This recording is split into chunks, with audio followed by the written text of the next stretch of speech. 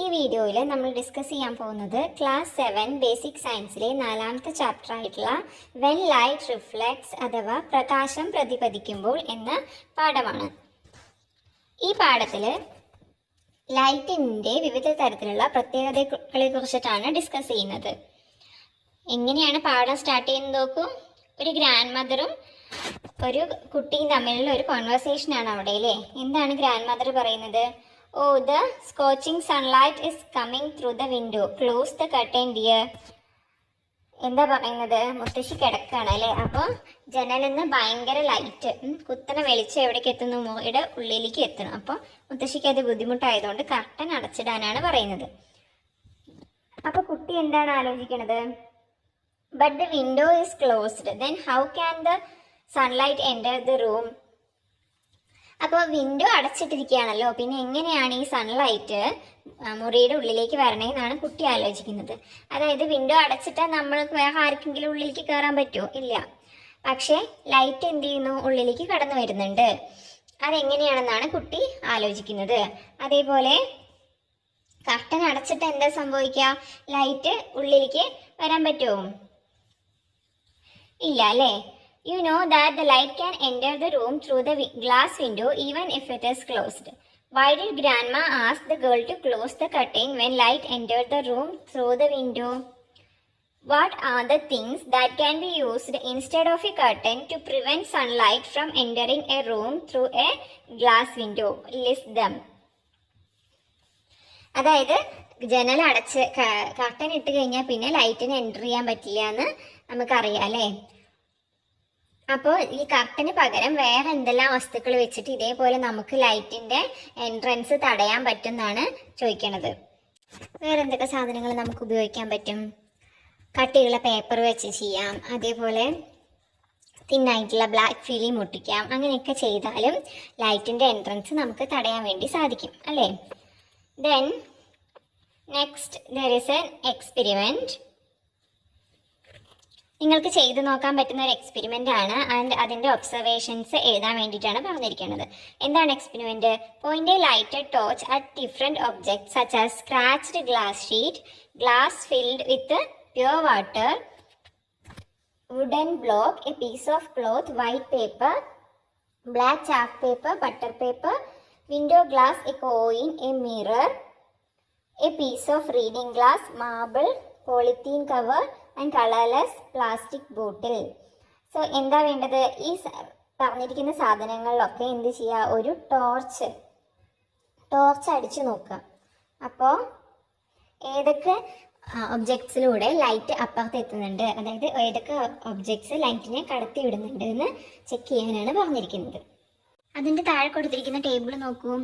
Objects that transmit light and object that do not transmit light. ആദ്യത്തെ കോളത്തിൽ ലൈറ്റിനെ കടത്തി വിടുന്ന വസ്തുക്കൾ എഴുതാനാണ് പറഞ്ഞിരിക്കുന്നത്. രണ്ടാമത്തെ കോളത്തിലോ ലൈറ്റിനെ കടത്തി വിടാത്ത വസ്തുക്കളും. അപ്പോൾ നമുക്ക് ഓരോ വസ്തുക്കളായിട്ട് നോക്കാം. ഏത് കോളത്തിലാണ് എഴുതേണ്ടതെന്ന് നോക്കാം.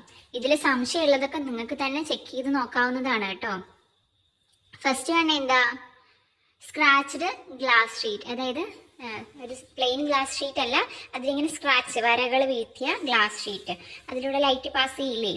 ഓഫ് കോഴ്സ് അതിൽ ലൈറ്റ് പാസ് ചെയ്ത് അപ്പുറത്തേക്ക് വരും അല്ലേ. അടുത്തത് glass filled with pure water. അതിലും എന്ത് ചെയ്യും? ലൈറ്റ് ട്രാൻസ്മിറ്റ് ചെയ്യും. വുഡൻ ബ്ലോക്കിൽ കൂടെ ലൈറ്റ് കടന്ന് അപ്പുറത്തേക്ക് എത്തുമോ? ഇല്ല അല്ലേ. സോ അത് സെക്കൻഡ് കോളത്തിൽ എഴുതാം. എ പീസ് ഓഫ് ക്ലോത്തിലൂടെ എന്ത് ചെയ്യും? ലൈറ്റ് ട്രാൻസ്മിറ്റ് ചെയ്യും. ഒരുപാട് കട്ടിയുള്ള തുണി അല്ലെങ്കിൽ എന്തായാലും അത് കൂടെ എന്ത് ചെയ്യും? ലൈറ്റ് ട്രാൻസ്മിറ്റ് ചെയ്യും. പിന്നെ വൈറ്റ് പേപ്പറിൽ കൂടെ എന്ത് ചെയ്യും? കുറച്ച് ലൈറ്റ് പുറത്തേക്ക് വരും അല്ലേ. നിങ്ങൾക്ക് സംശയം ഉണ്ടെങ്കിൽ നിങ്ങളുടെ റൂമിൽ ലൈറ്റൊക്കെ ഓഫ് ചെയ്തിട്ട് നിങ്ങൾക്കൊന്ന് ഒരു ഷീറ്റ് പേപ്പർ എടുത്തിട്ട് അത് കൂടെ ടോർച്ച് അടിച്ച് ടെസ്റ്റ് ചെയ്യാം കേട്ടോ.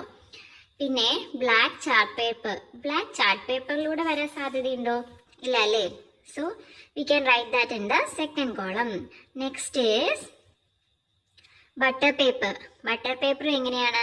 ഒരു തിന്നായിട്ടുള്ള കുറച്ച് ഓയിലി ആയിട്ടുള്ള ഒരു പേപ്പറാണ് അല്ലേ. അതിലും കൂടെ എന്ത് ചെയ്യും? ലൈറ്റ് കടന്നു പോവും. വിൻഡോ ഗ്ലാസ്സിലൂടെ ഓഫ് കോഴ്സ് ലൈറ്റ് ട്രാൻസ്മിറ്റ് ചെയ്യും. അങ്ങനെയല്ലേ നമ്മൾ ജനലൊക്കെ അടച്ചിട്ടാലും നമ്മുടെ റൂമിനകത്തൊക്കെ വെളിച്ചം വരുന്നത്. എ കോയിൻ കോയിനിലൂടെ ലൈറ്റ് കടന്നു പോവോ? ഇല്ല. കോയിനൊരു ഭയങ്കര ഹാർഡായിട്ടുള്ള മെറ്റൽ സാധനമാണ് അല്ലേ, അതിൽ കൂടെ ലൈറ്റ് കടന്നു പോവില്ല. മിററിലൂടെ ലൈറ്റ് കടന്ന് അപ്പുറത്തേക്ക് പോവോ? ട്രാൻസ്മിറ്റ് ചെയ്യാൻ മീൻസ് ഒരു ഭാഗത്തുനിന്ന് ലൈറ്റ് അടിക്കുമ്പോൾ മറ്റേ ഭാഗത്ത് വെളിച്ചെത്തണം എന്നാണ് അല്ലേ. അങ്ങനെ മിററിലൂടെ ലൈറ്റ് കടന്നു പോവോ? ഇല്ല. മിററിൽ തട്ടിയിട്ട് ലൈറ്റ് തിരിച്ചു വരികയാണ് ചെയ്യുക, ഒരിക്കലും അപ്പുറത്തേക്ക് പോവില്ല അല്ലേ. അപ്പൊ നമുക്ക് മിററിനെ എവിടെ എഴുതണം? സെക്കൻഡ് കോളത്തിന്. മിററും കോയിനും സെക്കൻഡ് കോളത്തിൽ എഴുതണം. പിന്നെ a piece of reading glass means നമ്മുടെ കണ്ണടയിലത്തെ ഗ്ലാസ്, അതിലൂടെ ലൈറ്റ് കടന്നു പോകും, ഫസ്റ്റ് കോളം.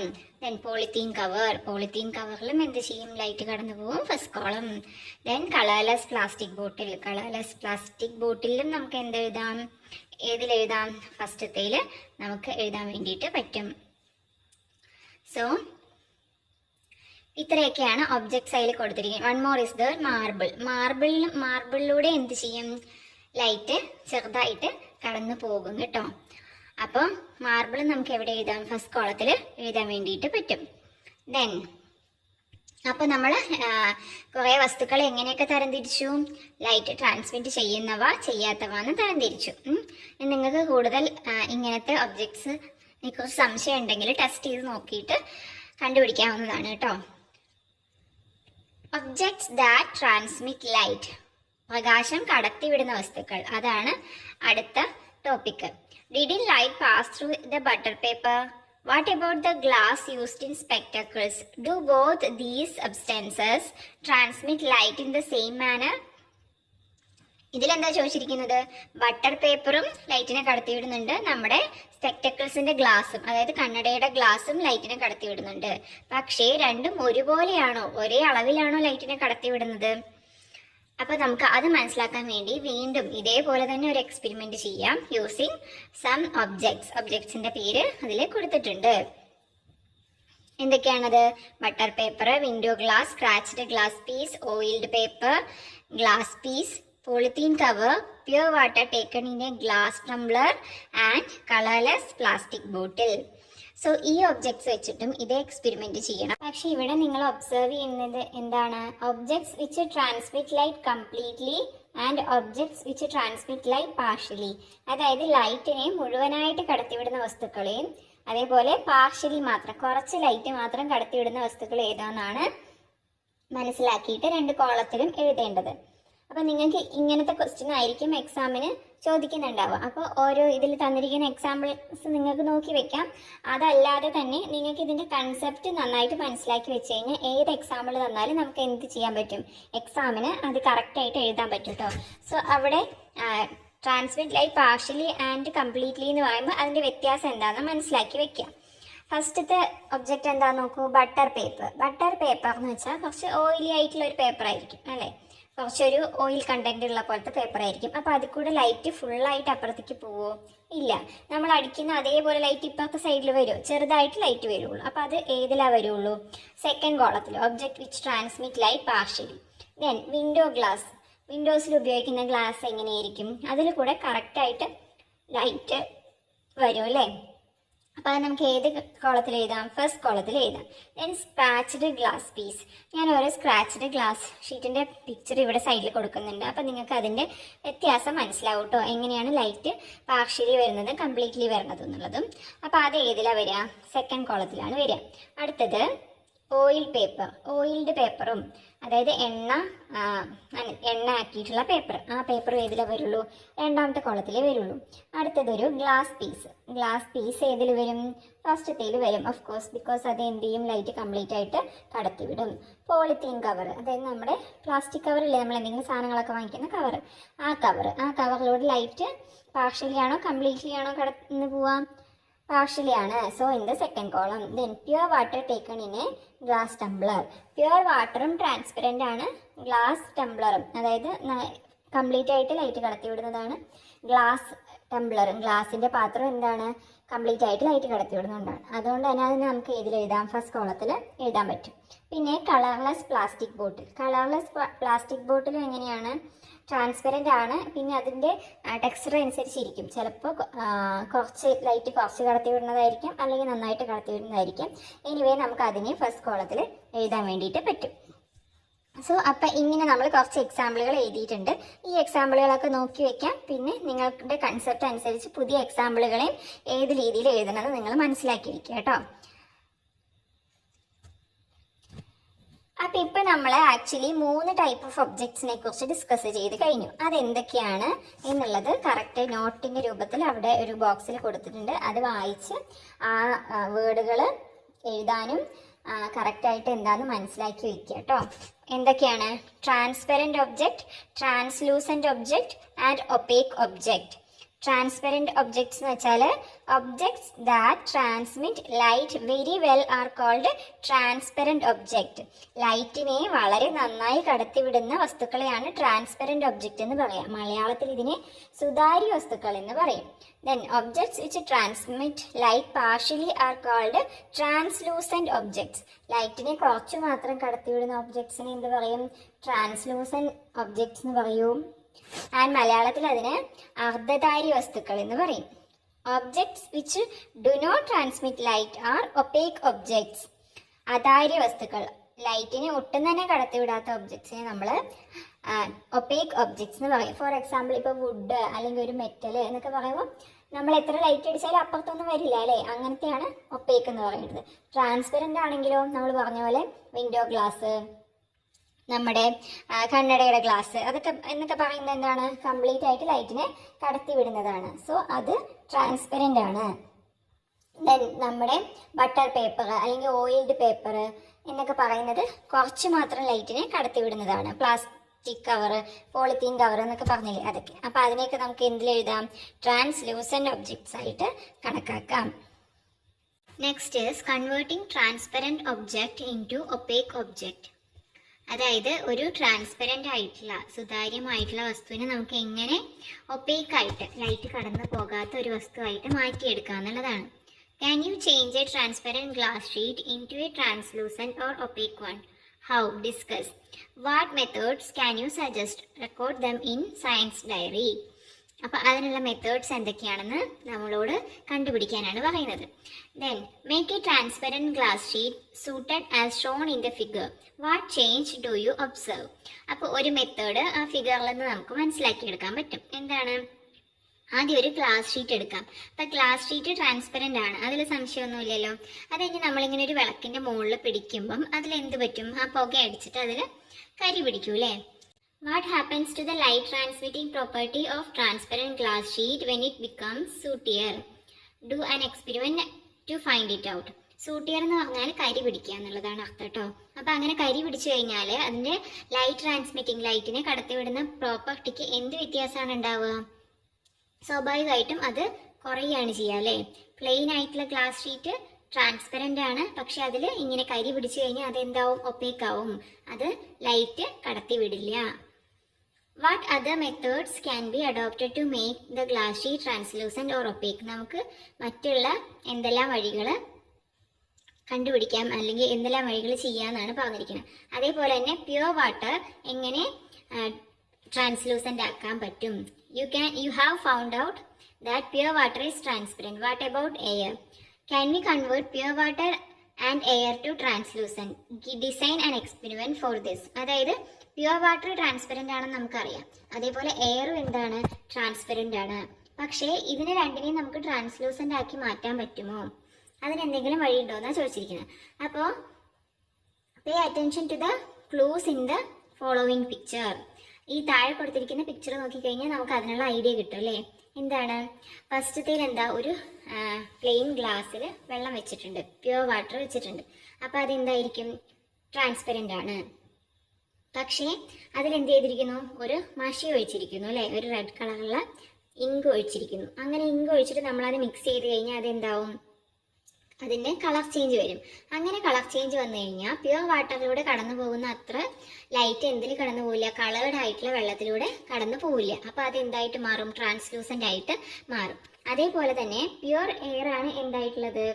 ട്രാൻസ്പെറൻ്റ് ആയിട്ടുള്ളത്. ഇതേപോലെ നമ്മളൊരു ചന്ദനത്തിരി കത്തിച്ച് വെച്ച് കഴിഞ്ഞാൽ എന്ത് സംഭവിക്കും? അതിൻ്റെ പുക അവിടെയൊക്കെ നിറയും. അപ്പം അങ്ങനെയാണെങ്കിൽ നമുക്ക് ഒരു ഭാഗത്ത് നോക്കി മറ്റേ ഭാഗം കാണാൻ പറ്റുമോ? ക്ലിയർ ആയിട്ട് കാണാൻ പറ്റില്ല. അതുകൊണ്ട് തന്നെ അതെന്താണ്? ട്രാൻസ്ലൂസൻ്റ് ആയിട്ട് ഇതേപോലെയുള്ള കാര്യങ്ങൾ നമ്മൾ ഡെയിലി ലൈഫിൽ തന്നെ കാണാറുണ്ട്. ചില ദിവസങ്ങൾ ഉണ്ടാവില്ലേ, നല്ല വെയിലുള്ള സമയത്ത് തന്നെ അല്ലെങ്കിൽ ഉച്ചയ്ക്ക് തന്നെ നല്ല അന്തരീക്ഷം നല്ല മൂടി കെട്ടി മേഘമൊക്കെ വരുന്ന സമയത്ത് ലൈറ്റ് എന്ത് ചെയ്യും, വളരെ കുറഞ്ഞ് വൈകുന്നേരം ആയ പോലത്തെ സിറ്റുവേഷൻ ഉണ്ടാവും അല്ലേ. അതെന്തുകൊണ്ടാണ്, നമ്മുടെ എയർ എന്തായി മാറുകയാണ്, ട്രാൻസ്ലൂസൻ്റ് ആയിട്ട് മാറുകയാണ്. അതേപോലെ തന്നെ നല്ല മഞ്ഞുള്ള ദിവസം രാവിലെയൊക്കെ നമുക്ക് ഒരു നടന്നു പോകുമ്പോൾ ഒരു ഭാഗം നോക്കിയാൽ മറ്റേ ഭാഗം കാണാത്ത രീതിയിൽ എന്തായിരിക്കും, എയർ ട്രാൻസ്ലൂസൻ്റ് ആയി, അതായത് ലൈറ്റിന് അങ്ങോട്ടും ഇങ്ങോട്ടും പാസ് ചെയ്യാത്ത രീതിയിലായി മാറാറുണ്ട്. അപ്പോൾ ഇങ്ങനെയൊക്കെയുള്ള സന്ദർഭങ്ങളിൽ ഈ ട്രാൻസ്പെറൻ്റ് ആയിട്ടുള്ള വസ്തുക്കൾ ട്രാൻസ്ലൂസൻ്റ് ഒപ്പേക്കും ഒക്കെ ആയിട്ട് മാറാനുള്ള സാധ്യതയുണ്ട്. Next is transparency and opacity of objects in daily life. നമ്മൾ ഡെയിലി ലൈഫിൽ ഉപയോഗിക്കുന്ന പല സാധനങ്ങളും പല രീതിയിലുള്ളതാണ് അല്ലേ. ചില സമയത്ത് നമ്മൾ ട്രാൻസ്പെറൻ്റ് ആയിട്ടുള്ള സാധനങ്ങളാണ് ഉപയോഗിക്കുന്നത്, എന്നാൽ ചില സമയത്ത് നമുക്ക് ആവശ്യം എന്താണ്, ഒപ്പേസ് ആയിട്ടുള്ള ഒബ്ജെക്ട്സ് ആയിരിക്കും. How does the opacity and transparency of objects benefits us. അപ്പോൾ ഈ ഒബ്ജെക്ട്സിൻ്റെ ഈ ട്രാൻസ്പെറൻസി, ഒപ്പേസിറ്റി അങ്ങനെയുള്ള പല ക്യാരക്ടേഴ്സ് നമുക്ക് എങ്ങനെയാണ് ഉപകാരപ്പെടുന്നതെന്നാണ് നോക്കേണ്ടത്. ഫസ്റ്റ് എന്താ പറഞ്ഞിരിക്കുന്നത്, how do you know when the ink in a refill pen is completely used up. ഒരു റീഫിൽ പെന്നിലെ ഇങ്ക് തീരാറായി നമുക്ക് മനസ്സിലാവുന്നത് എങ്ങനെയാണ്, നമുക്ക് അതിൻ്റെ റീഫിൽ എന്തായിരിക്കും, അത് ട്രാൻസ്പെറൻ്റ് ആയിരിക്കും അല്ലേ. അപ്പോൾ നമുക്ക് നോക്കി എന്ത് ചെയ്യാൻ പറ്റും, അതിൻ്റെ ഉള്ളിലെ മഷി തീരുന്നത് കാണാൻ പറ്റും. അപ്പോൾ അവിടെ ഏതാണ് ക്യാരക്ടർ, ട്രാൻസ്പെറൻസി ആണ്. അതേസമയം don't you use oil paper two trace pictures and maps. നമ്മൾ പിക്ചേഴ്സും മാപ്സും ഒക്കെ ട്രേസ് എടുക്കാൻ വേണ്ടി ഉപയോഗിക്കുന്ന പേപ്പർ ഉണ്ട്, ഓയിൽ പേപ്പർ. അതായത് കുറച്ച് ഓയിൽ തടയിട്ടുള്ള പേപ്പർ വെച്ചിട്ട് നമുക്ക് ട്രേസ് എടുക്കാൻ പറ്റും അല്ലേ. അപ്പം അവിടെ ഏത് ക്യാരക്ടറാണ് ഉപയോഗിക്കുന്നത്, അത് ട്രാൻസ്ലൂസൻ്റ് ആണ്. ഇനി imagine the situation if the walls and doors of house were transparent.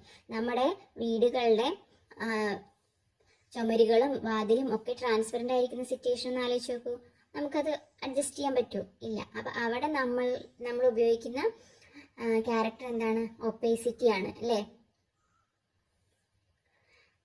Haven't you realized that we utilize the transparency, opacity and translucency of objects in everyday life? അപ്പോൾ ഒബ്ജക്ട്സിൻ്റെ ഈ മൂന്ന് ക്യാരക്ടേഴ്സും, ട്രാൻസ്പെറൻസി ആണെങ്കിലും ഒപ്പേസിറ്റി ആണെങ്കിലും translucency ആണെങ്കിലും നമ്മൾ എപ്പോഴും everyday ലൈഫിൽ ഉപയോഗിച്ചുകൊണ്ടിരിക്കുന്നുണ്ട്. അപ്പോൾ അത്തരത്തിലുള്ള കൂടുതൽ സിറ്റുവേഷൻ കണ്ടെത്തിയിട്ട് എഴുതാൻ, ഈ ടേബിളിൽ എഴുതാൻ വേണ്ടിയിട്ടാണ് പറയുന്നത്. ഫസ്റ്റ് കോളം നോക്കൂ, situations in which transparent objects are used. അതായത് നമ്മുടെ ഡെയിലി ലൈഫിൽ നമ്മൾ ട്രാൻസ്പെറൻറ്റ് ഒബ്ജക്ട്സ് ഉപയോഗിക്കുന്ന സന്ദർഭങ്ങൾ ഏതൊക്കെയാണെന്നാണ് ചോദിച്ചിരിക്കുന്നത്. നമുക്ക് കുറേ എക്സാമ്പിൾസ് അറിയാം അല്ലേ, ഒന്ന് രണ്ടെണ്ണം പറയാം. അതായത് നമ്മൾ കണ്ണടയിലും അതേപോലെ നമ്മുടെ ബൈനോക്കുലറിലും അങ്ങനെയൊക്കെ പല സ്ഥലങ്ങളും നമ്മൾ ലെൻസസ് ഉപയോഗിക്കുന്നുണ്ട്. ഈ ലെൻസസ് നമ്മൾ കറക്റ്റായിട്ട് ഉപയോഗിക്കാൻ കാരണം എന്തുകൊണ്ടാണ്, കാരണം അത് ട്രാൻസ്പെറൻ്റ് ആണ്. അപ്പോൾ നമ്മുടെ കാഴ്ചയെ കുറച്ചും കൂടി ബെറ്റർ ആക്കാൻ വേണ്ടിയിട്ടാണ് നമ്മൾ അതൊക്കെ ഉപയോഗിക്കുന്നത്. അപ്പോൾ lenses used in spectacles and binoculars are what, they are transparent. അതേപോലെ മറ്റൊരു സിറ്റുവേഷൻ നമുക്ക് പറയാം, ഗ്ലാസസ് യൂസ്ഡ് ഇൻ ലാംപ്സ്. നമ്മുടെ ലാമ്പുകളിൽ, ലൈറ്റുകളിലൊക്കെ ഉപയോഗിക്കുന്ന ഗ്ലാസ് ട്രാൻസ്പെറൻ്റ് ആയതുകൊണ്ടല്ലേ അതിൻ്റെ ഉള്ളിൽ നിന്നുള്ള വെളിച്ചം പുറത്തേക്ക് നമുക്ക് കിട്ടുന്നത്. സോ അവിടെ ട്രാൻസ്പെറൻസിയാണ് നമ്മൾ യൂസ് ചെയ്യുന്നത്. ഇനി ഇത് കൂടാതെ വേറെ ഒരുപാടുണ്ട്. നമ്മുടെ ഷോപ്പുകളിലൊക്കെ ഉപയോഗിക്കുന്ന ഗ്ലാസ് വിൻഡോ, അത് ട്രാൻസ്പെറൻ്റ് ആയതുകൊണ്ടാണ് നമുക്ക് പുറത്ത് നോക്കി തന്നെ ഉള്ളിലുള്ള സാധനങ്ങളൊക്കെ കാണാൻ പറ്റുന്നത്, ആൾക്കാരെ അട്രാക്റ്റ് ചെയ്യാൻ പറ്റുന്നത് അല്ലേ. അപ്പോൾ അങ്ങനെ പല സിറ്റുവേഷൻസ് നമുക്ക് പറയാം. Then second one, situations in which translucent objects are used. ഏതൊക്കെ സിറ്റുവേഷനിലാണ് നമ്മൾ ട്രാൻസ്ലൂസൻറ്റ് ഒബ്ജക്ട്സ് യൂസ് ചെയ്യണത് എന്ന്. Frosted glass used in bathrooms. ബാത്റൂംസിൽ നമ്മുടെ വാഷ് ഏരിയയും നമ്മുടെ ഷവർ ഏരിയ ഒക്കെ സെപ്പറേറ്റ് ചെയ്യാൻ വേണ്ടിയിട്ട് കണ്ടിട്ടില്ലേ, ചില ഗ്ലാസിൻ്റെ ക്യൂബിക്കിൾസ് പോലെ ഉണ്ടാക്കി വെച്ചിട്ടുണ്ടാവും. അപ്പോൾ അവിടുത്തെ ഗ്ലാസ് ട്രാൻസ്പെറൻ്റ് ആയിരിക്കും, അല്ല, അവിടെ എന്തായിരിക്കും, ഫ്രോസ്റ്റഡ് ഗ്ലാസ് ആയിരിക്കും. അതായത് കുറച്ച് ക്ലിയർ ആയിട്ട് കാണാൻ പറ്റില്ല, ബട്ട് ചെറുതായിട്ട് കാണാമെന്നുള്ളതിൽ അവിടെ ഏത് ക്യാരക്ടറാ, ട്രാൻസ്ലൂസൻസി ആണ് അല്ലേ. അതേപോലെ നമ്മൾ നേരത്തെ പറഞ്ഞ പോലെ ട്രേസിങ് പേപ്പേഴ്സിൽ ഉപയോഗിക്കുന്നുണ്ട്. പിന്നെ ബിൽഡിങ്സിലെ സ്കൈലൈറ്റ്സ്, അതായത് നേരെ വെളിച്ചം ബിൽഡിങ്സിൻ്റെ ഉള്ളിലേക്ക് വീഴാൻ ഉപയോഗിക്കുന്ന മുകളിൽ ഗ്ലാസ് വെക്കുന്ന ഇതുണ്ടല്ലോ, അതിലും എങ്ങനെയാണ്, ഫുള്ളായിട്ടുള്ള ലൈറ്റ് ഉള്ളിലേക്ക് വീഴാതെ ചെറുതായിട്ട് കുറേശ്ശെ ലൈറ്റ് വരാൻ വേണ്ടിയിട്ട് എങ്ങനത്തെ വെക്കുക, ട്രാൻസ്ലൂസൻ്റ് ആയിട്ടുള്ള ഗ്ലാസ് ആണ് അതിൻ്റെ മുകളിൽ വെക്കുക. അപ്പോൾ അതൊക്കെ നമുക്ക് എക്സാമ്പിൾ ആയിട്ട് പറയാം. ദെൻ ഒപ്പേക്ക് ആയിട്ടുള്ള situations. Third one, situations in which opaque objects are used. Opaque objects ഉപയോഗിക്കുന്ന സന്ദർഭങ്ങൾ ഏതൊക്കെയാണ്?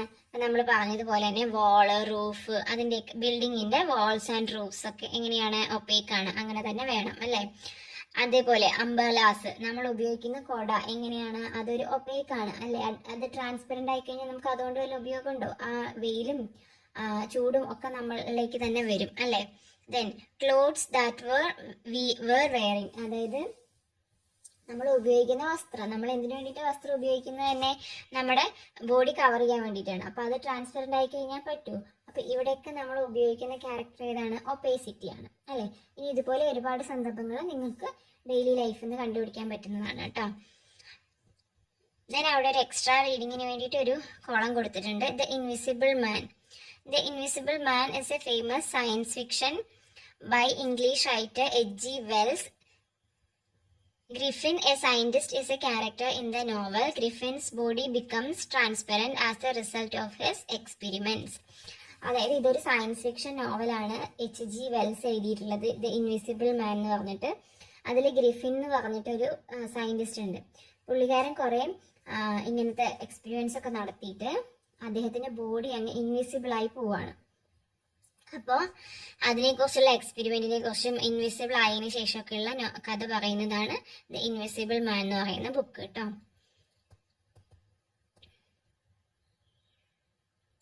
Can you write a science fiction with a transparent man or any other organism as a character? നിങ്ങളോടും ഒരു science fiction ഇങ്ങനെ എഴുതി നോക്കാൻ വേണ്ടിയിട്ടാണ് പറയുന്നത്. Okay.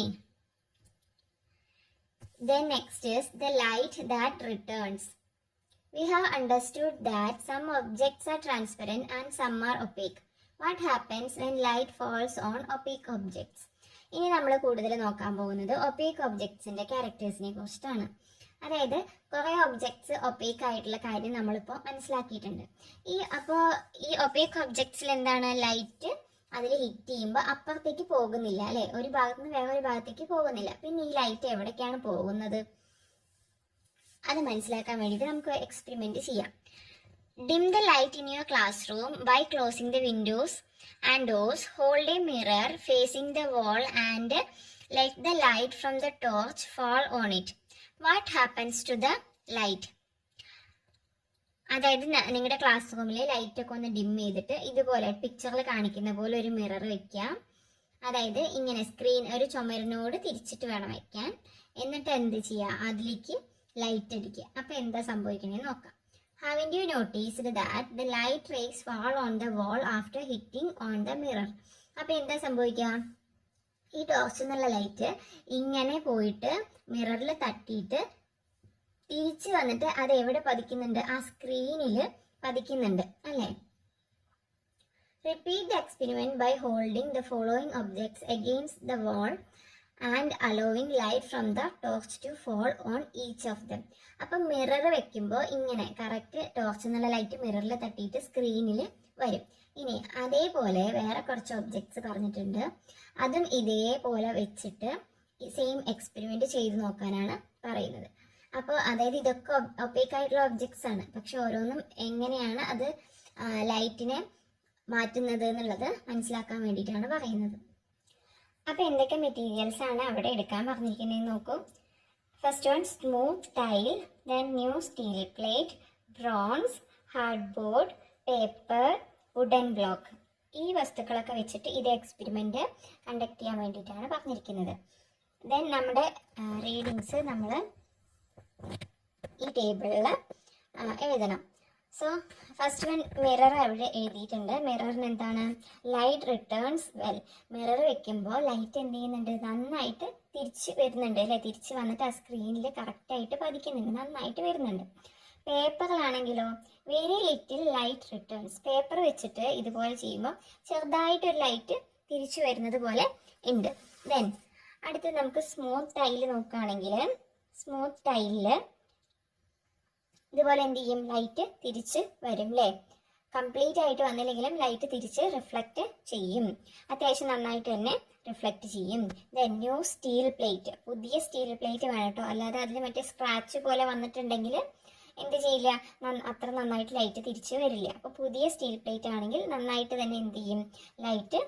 The light will returns well. Bronze, അതായത് ഓട്. ബ്രോൺസിലാണെങ്കിലും കുറച്ച് എന്ത് ചെയ്യും, ലൈറ്റ് റിട്ടേൺ ചെയ്യും. ദെൻ അടുത്തത് ഹാർഡ് ബോർഡിൽ, അതായത് നമ്മുടെ കാർഡ്ബോർഡ് പോലെയുള്ള കട്ടിയുള്ള പേപ്പർ, അത് വെച്ച് കഴിഞ്ഞാൽ അതിന് ലൈറ്റ് തട്ടി തിരിച്ചു വരുമോ? ഇല്ല, നോ ലൈറ്റ് റിട്ടേൺസ്. അതുപോലെ ലാസ്റ്റ് വൺ വുഡൻ ബ്ലോക്ക് വെച്ച് ചെയ്താലോ ലൈറ്റ് തിരിച്ചു വരില്ല അല്ലേ, നോ ലൈറ്റ് റിട്ടേൺസ് എന്ന് പറയാം. സോ അപ്പോൾ വ്യത്യസ്ത തരത്തിലുള്ള വസ്തുക്കളാണ് ഇവിടെ ഉപയോഗിച്ചിരിക്കുന്നത്. അതുകൊണ്ട് തന്നെ നമ്മുടെ ഒബ്സർവേഷനും വ്യത്യസ്തമാണ് അല്ലേ. ചിലതിൽ നന്നായിട്ട് ലൈറ്റ് തിരിച്ചു വരുന്നുണ്ട്, ചിലതിൽ കുറച്ച് ലൈറ്റ് തിരിച്ചു വരുന്നുണ്ട്, ചിലതിൽ ലൈറ്റ് തിരിച്ചു വരുന്നതേ ഇല്ല. സോ അപ്പം എന്താണ് ഈ വസ്തുക്കൾ തമ്മിലുള്ള വ്യത്യാസം, അതിൻ്റെ എന്ത് പ്രത്യേകതയാണ് ഈ ലൈറ്റിനെ തിരിച്ചയക്കുന്നത് എന്ന് നോക്കാം.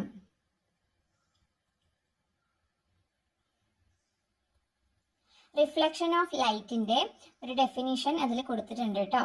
Reflection of light refers to the returning of light when it strikes on an object. അപ്പോൾ ഒരു വസ്തുവിൽ തട്ടിയിട്ട് ലൈറ്റ് തിരിച്ചു വരുന്നതിനെയാണ് എന്ത് പറയാം, റിഫ്ലക്ഷൻ ഓഫ് ലൈറ്റ് എന്ന് പറയാം. അതായത് മലയാളത്തിൽ അതിനെ പ്രതിഫലനം എന്ന് പറയും, ലൈറ്റിന്റെ പ്രതിഫലനം. Reflection of light refers to the returning of light when it strikes on an object. ഒരു ഒബ്ജക്റ്റിൽ തട്ടിയിട്ട് ലൈറ്റ് തിരിച്ചു വരുന്നതിനെയാണ് എന്ത് പറയാം, റിഫ്ലക്ഷൻ ഓഫ് ലൈറ്റ് എന്ന് പറയാം. അപ്പൊ നേരത്തെ പറഞ്ഞ എല്ലാത്തിലും എന്തുണ്ടായില്ല, റിഫ്ലക്ഷൻ ഉണ്ടായില്ല. Why? Touch and feel the surface of the object which reflect light very well. What do you feel? അതായത് നമ്മൾ എടുത്ത വസ്തുക്കളിൽ ലൈറ്റിനെ നന്നായിട്ട് റിഫ്ലക്ട് ചെയ്ത വസ്തുക്കളെ ഒന്ന് തൊട്ട് നോക്കാനാണ് പറഞ്ഞിരിക്കുന്നത്.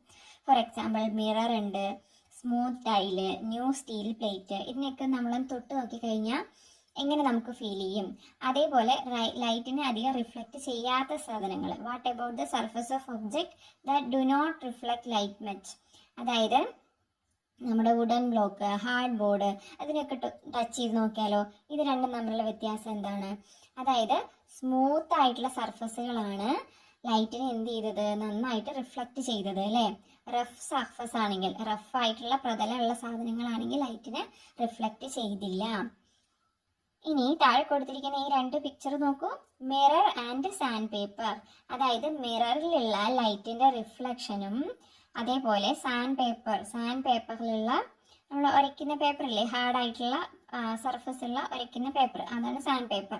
ഈ സാൻഡ് പേപ്പറിലും മിററിലുള്ള ലൈറ്റിന്റെ റിഫ്ലക്ഷൻ അവിടെ വരച്ച് കാണിച്ചിരിക്കുകയാണ്. നോക്കിക്കേ മിററിൽ എങ്ങനെയാണെന്ന്. മിററിൽ റെഗുലർ ആയിട്ട്, അതായത് കറക്റ്റ് ആയിട്ടാണ് അത് റിഫ്ലക്ട് ചെയ്യുന്നത് അല്ലേ. കറക്റ്റ് ഒരു ഇൻസിഡന്റ് പാത്ത് ഉണ്ട്, അതിന്റെ റിഫ്ലക്ട് ചെയ്യുന്നതിനൊരു പാത്ത് ഉണ്ട് അല്ലേ. അത് റെഗുലർ ഇന്റർവെല്ലിൽ ഓരോ റേസും തമ്മിലുള്ള വ്യത്യാസം നോക്കൂ, സെയിം വ്യത്യാസമാണ്, അങ്ങനെയാണ് പോകുന്നത്. ഇനി സാൻഡ് പേപ്പറിൽ നോക്കൂ, അത് ഓരോ ലൈറ്റും വരുന്ന ലൈറ്റ് എല്ലാം കറക്റ്റായിട്ട് വരുന്നുണ്ട്, ബട്ട് അവിടെ നിന്ന് റിഫ്ലക്ട് ചെയ്ത് പോകുന്നത് എങ്ങനെയാ, ഓരോന്നും ഓരോ വഴിക്കാണ് പോകുന്നത് അല്ലേ. അതിന്റെ ഡയറക്ഷൻ കംപ്ലീറ്റ്ലി ഡിഫറെൻ്റ് ആണ്. അപ്പോൾ അതുകൊണ്ട് തന്നെ മിററിൽ ലൈറ്റ് നന്നായിട്ട് റിഫ്ലക്ട് ചെയ്യുന്നുണ്ട്, ഈ സാൻഡ് പേപ്പറിലോ ലൈറ്റ് റിഫ്ലക്ട് ചെയ്ത് പല വഴിക്കാണ് പോകുന്നത്. ഇങ്ങനെ രണ്ട് തരത്തിലുള്ള റിഫ്ലക്ഷനുകളാണ് വസ്തുക്കളെ കാണിക്കുന്നത്, regular reflection and diffused reflection. ഇത് രണ്ടും തമ്മിലുള്ള വ്യത്യാസം എന്താണെന്നുള്ളത് ആ ബോക്സിനകത്ത് കൊടുത്തിട്ടുണ്ട്, നോക്കൂ. Light falling on smooth surfaces reflects with regularity. This is regular reflection. Mirrors give A regular reflection. അപ്പം സ്മൂത്ത് ആയിട്ടുള്ള സർഫസിൽ വീഴുന്ന ലൈറ്റ് എന്ത് ചെയ്യും, റെഗുലർ ആയിട്ട് റിഫ്ലക്ട് ചെയ്യും, അതായത് ക്രമമായിട്ട് പ്രതിഫലിക്കും അല്ലെങ്കിൽ പ്രതിപതിക്കും. റിഫ്ലക്ഷന് പ്രതിഫലനം എന്ന് നമുക്ക് പറയാൻ പറ്റും, പ്രതിപതനം എന്നും പറയാൻ പറ്റും കേട്ടോ. അപ്പോൾ റെഗുലർ ആയിട്ട് റിഫ്ലക്ട് ചെയ്യും. അപ്പൊ അതിനെയാണ് എന്ത് പറയുന്നത്, റെഗുലർ റിഫ്ലക്ഷൻ അഥവാ ക്രമപ്രതിപതനം എന്ന് പറയുന്നത്. മലയാളത്തിലെ ക്രമപ്രതിപതനം എന്ന് പറയും. സോ മിറേഴ്സ് അതിനൊരു എക്സാമ്പിൾ ആണ്. Then, when light falls on rough surfaces, it gets scattered in different directions. ഇനി ലൈറ്റ് റഫ് ആയിട്ടുള്ള പ്രതലങ്ങളിൽ തട്ടുമ്പോൾ അതെന്താ ചെയ്യുന്നത്, ഡിഫറെന്റ് ഡയറക്ഷൻസിലേക്ക് സ്കാറ്റർ ചെയ്ത് പോവുകയാണ് ചെയ്യുന്നത്. This is irregular reflection or diffused reflection. ഇതിനെയാണ് ഇറഗുലർ റിഫ്ലക്ഷൻ അല്ലെങ്കിൽ ഡിഫ്യൂസ്ഡ് റിഫ്ലക്ഷൻ എന്ന് പറയുന്നത്. മലയാളത്തിൽ ഇതിനെ വിസരിത പ്രതിപതനം എന്ന് പറയാം, വിസരിത പ്രതിപതനം. ഇനി ഈ റെഗുലർ റിഫ്ലക്ഷൻ കാണിക്കാൻ വേണ്ടി നമുക്ക് മനസ്സിലാക്കാൻ വേണ്ടിയിട്ട് ഒരു എക്സ്പെരിമെന്റും കൂടി അത് തന്നിട്ടുണ്ട്. നോക്കിക്കേ, ബോക്സിന്റെ തൊട്ട് മുകളിലെ പിക്ചർ നോക്കൂ. Arrange A comb, A torch, A mirror and A sheet of A4 size paper as shown in the figure and light the torch. Observe the reflection of light. അതായത് മിറർ അങ്ങനെ വെച്ചിട്ട്, ബ്ലൂ കളർ മിറർ വെച്ചിട്ട് അതിന്റെ മുമ്പിൽ ഒരു കോമ്പ് വെച്ചിട്ട്, എന്നിട്ട് അതിൽ കൂടെ ലൈറ്റ് അടിക്കുമ്പോൾ കറക്റ്റായിട്ട് ആ കോമ്പിന്റെ അതിന്റെ പല്ലുകളുടെ ഇടയിൽ കൂടെയാണ് ലൈറ്റ് പോവുക അല്ലേ. അപ്പൊ അതിനനുസരിച്ച് അതിന് നിഴൽ അവിടെ താഴെ ഉണ്ടാകുന്നത് കണ്ടോ, ആ നിഴൽ എങ്ങനെ വരും, അതേപോലെ ആ പോയ അതേ റെഗുലർ ആയിട്ട് കറക്റ്റായിട്ട് ആ കോമ്പിന്റെ അതേ ഷേപ്പിൽ നമുക്ക് ആ ലൈറ്റും വീഴുന്നത് കാണാൻ പറ്റും അല്ലേ. അപ്പൊ അവിടെ എന്താണ് കാണിക്കുന്നത്, റെഗുലർ റിഫ്ലക്ഷൻ ആണ്, ക്രമമായിട്ട് ലൈറ്റ് പ്രതിഫലിക്കുന്നതാണ് നമുക്ക് കാണാൻ പറ്റുന്നത്. റെഗുലർ റിഫ്ലക്ഷൻ്റെയും ഡിഫ്യൂസ്ഡ് റിഫ്ലക്ഷൻ്റെ എക്സാമ്പിൾസ് ആയിട്ട് നിങ്ങൾക്ക് ഈ മിററിൻ്റെയും സാൻഡ് പേപ്പറിൻ്റെയും പഠിച്ചു വെക്കാം കേട്ടോ. അതായത് ഈ വരയ്ക്കാനുള്ളത് പഠിച്ചു വെക്കാം. അപ്പോൾ നിങ്ങൾക്ക് എക്സാമിന് ചോദിക്കുകയാണെങ്കിൽ ഈ ഫിഗറും കൂടി വരച്ചു വെച്ച് കഴിഞ്ഞാൽ നല്ലതായിരിക്കും.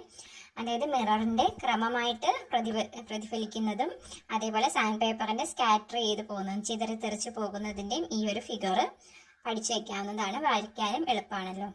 ഓക്കെ, ഈ ചാപ്റ്ററിന്റെ ഇത്രയും ഭാഗം വ്യക്തമായി മനസ്സിലായിട്ടുണ്ടെന്ന് വിചാരിക്കുന്നു. ഇനിയും കൂടുതൽ പ്രധാനപ്പെട്ട ഭാഗങ്ങളുണ്ട്, അത് നമുക്ക് മറ്റൊരു വീഡിയോയിൽ ഡിസ്കസ് ചെയ്യാം.